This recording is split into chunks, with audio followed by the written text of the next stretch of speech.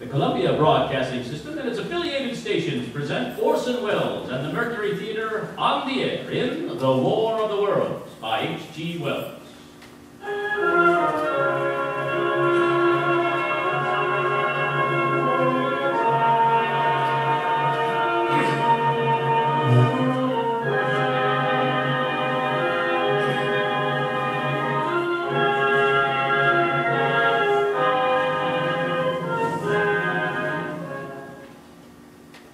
Ladies and gentlemen, the director of the Mercury Theater and star of these broadcasts, Orson Welles.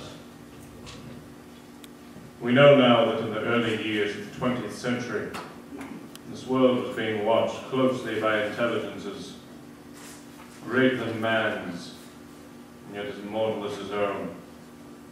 We know now that as human beings busied themselves about their various concerns, they were scrutinized and studied, perhaps almost as narrowly as a man with a microscope might scrutinize the transient creatures that swarm and multiply in a drop of water.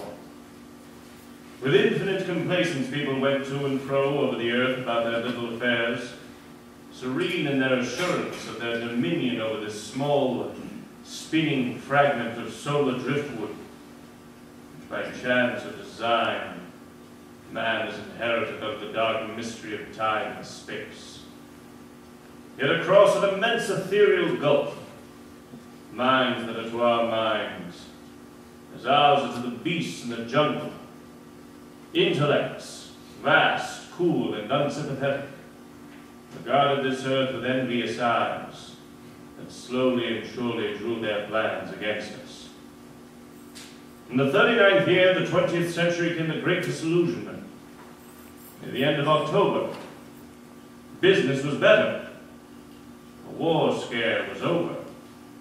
More men were back at work. Sales were picking up. On this particular evening, October 30th, grocery service estimated that 30 myself maybe 11 miles from Princeton in 10 minutes. Well, I hardly know where to begin to paint for you a word picture of the strange scene before my eyes, like something out of a modern Arabian Nights. Well, I just got here, I had a chance to look around it. I guess that's it. Yes, I guess that's the thing directly in front of me, half buried in a vast pit. Must have struck with terrific force. The ground is covered with splinters of a tree. It must have struck on its way down. What I can see of the object itself doesn't look very much like a meteor, at least not meteors I've seen. It looks more like a huge cylinder. It has a diameter of what would you say, Professor Pearson? What's that? What would you say? What is the diameter? About 30 yards. About 30 yards. The metal on the sheet is, well, I've never seen anything like it. The color is sort of yellowish-white. Curious spectators now are pressing close to the object in spite of the efforts of the police to keep them back. They're getting in front of my line of vision. Would you mind standing to one side, please? One side, sir. One side. Well, the policemen are pushing the crowd back. Here's Mr. Wilman, owner of the farm. He may have some interesting facts to add. Mr. Wilman, would you please tell the radio audience as much as you remember of this rather unusual visitor that dropped in your backyard? Step closer, please. Ladies and gentlemen, this is Mr. Wilman. Well, I was listening. Closer and louder, please. Pardon me? Louder, please, and closer. Well, yes, so while I was listening to the radio and kind of drowsing, that professor fella was talking about Mars. I was half dozed. Yes, Mr. Wilman, then what happened? As I was saying, I was listening to the radio, kind of. Yes, Mr. Wilman, then you saw something. Well, now, first off, I heard something. And what did you hear? A hissing sound, like this. Kind of like a 4th of July round. Well, then what? I turned my head out the window and I would have swore I was asleep and dreaming. Yes? Well, I seen a kind of greenish streak, and then zingo! Something smacked on the ground, knocked me clear out of my chair. Well, were you frightened, Mr. Wilman?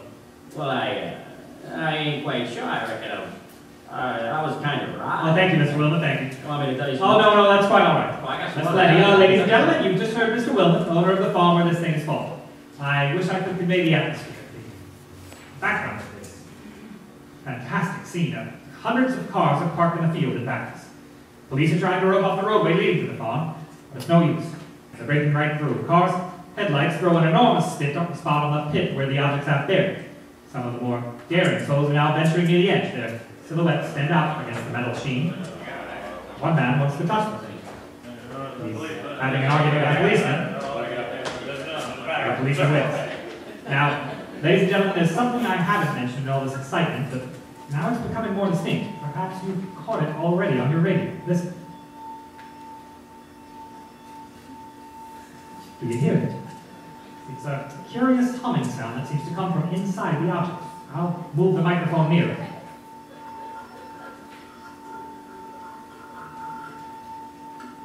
Now we're not more than 25 feet away. Can you hear it now? Oh, Professor Pearson.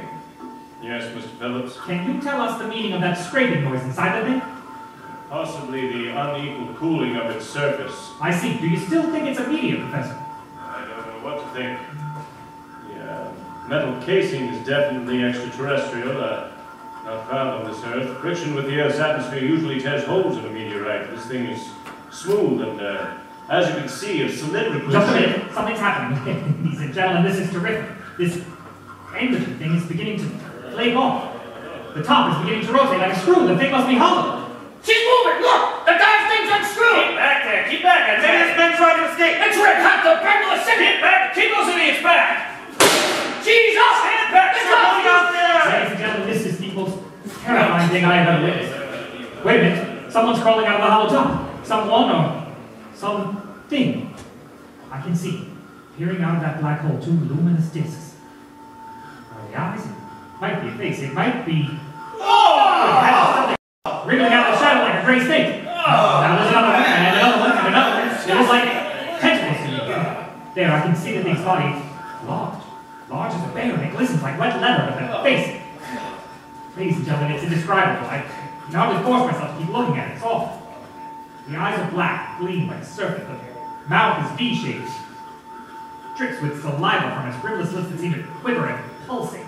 The monster, or whatever it is, can hardly move. It seems weighed down by possibly gravity or something. The thing's raising up. The ground falls back now. They've seen plenty. This is the most extraordinary experience. I can't find words. I'll pull this microphone with me as I talk. I'll have to stop the description until I can take a new position. Hold on, will you please? I'll be right back in a minute.